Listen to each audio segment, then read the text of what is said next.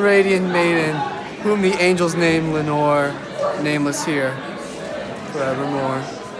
And the silken, sad, and certain rustling of each purple curtain thrilled me, filled me with fantastic terrors never felt before, so that now, to still the beating of my heart, I stood repeating, "'Tis some visitor entreating entrance at my chamber door. Some late visitor entreating entrance at my chamber door. This it is, and nothing more." Presently my soul grew stronger, hesitating then no longer. "Sir," said I, "or madam, truly your forgiveness I implore. But the fact is I was napping, and so gently you came rapping, and so vainly you came tapping at my chamber door, that I scarce was sore to hear you whip, that I scarce was sure I heard you. Here I opened wide the door, darkness there and nothing more. Deep in the darkness, peering long, I stood there, wondering, fearing, doubting, dreaming dreams no mortal ever dared to dream before. But the silence was unbroken, and the stillness gave in token. And the only word there spoken was the whispered word, "Lenore?" This I whispered, and an echo murmured back the word, "Lenore." Merely this, and nothing more. Back into the chamber turning, all my soul within me burning. Soon again I heard a tapping, somewhat louder than before. "Surely," said I, "surely that's something at my window lattice. Let me see, then, what there it is, and this mystery explore. Let my heart be still a moment, at this mystery explore. 'Tis the wind and nothing more." Open here I flung the shutter with many a flirt and flutter, and there stepped a stately raven on the saintly days of yore. Not the least obeisance made he, not a minute stopped or stayed he, but with mine of lord or lady, perched above my chamber door, perched upon a bust of Pallas just above my chamber door, perched and sat, and nothing more. Then this ebony bird, begulling my sad fancy into smiling, by the grave and stern decorum of the countenance it wore. "Though thy crest be shorn and shaven, thou," I said, "art sure no craven, ghastly grim and ancient raven, wandering from the nightly shore. Tell me what thy lordly name is, on the night's Plutonian shore." Quoth the raven, "Nevermore." Much I marveled this ungainly fowl to hear discourse so plainly, though its answer little meaning, little relevancy bore.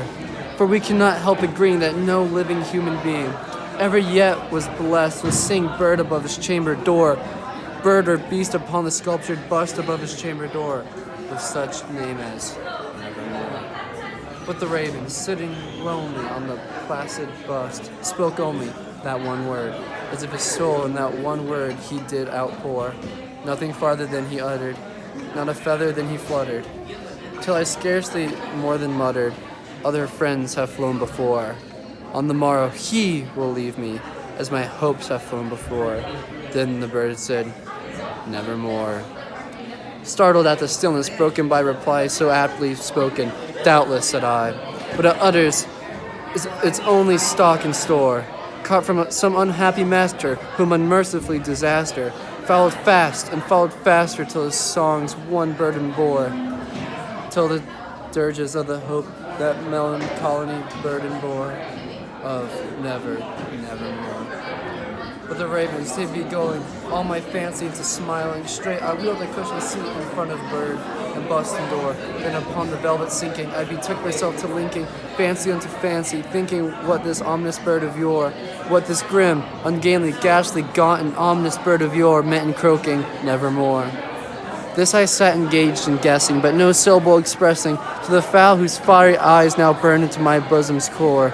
This and more I sat divining, with my head at ease reclining, on the cushion's velvet lining that the lamplight gloated o'er. But whose velvet violet lining with the lamplight gloating o'er she shall press, nevermore. Then, methought, the air grew denser, perfumed from an unseen censer, swung by seraphim whose footfalls tinkled on the tufted floor. "Wretch," I cried, "thy God hath lent thee, by these angels he hath sent thee, respite and nepenthe from thy memories of Lenore. quaff this kind nepenthe, and forget this lost Lenore, quoth the raven, nevermore.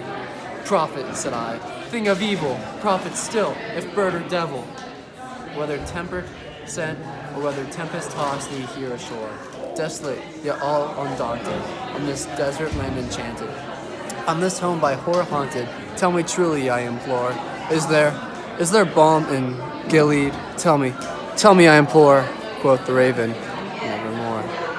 Prophet, said I, thing of evil, prophet still, if bird or devil, by that heaven that bends above us, by that God we both adore, till this soul with sorrow laden, if within the distance aiden, it shall clasp a sainted maiden, whom the angels named Lenore, clasp a rare and radiant maiden, whose the angels named Lenore, quoth the raven, nevermore. Be that word our sign of parting, bird or fiend, I shrieked, upstarting. Get thee back into the tempest and the night's Plutonian shore. Leave no black plume as a token of that soul why that thy soul hath spoken. Leave my loneliness unbroken. Quit the bust above my door. Take thy beak from out my heart, and take thy form from off my door, quoth the raven, nevermore.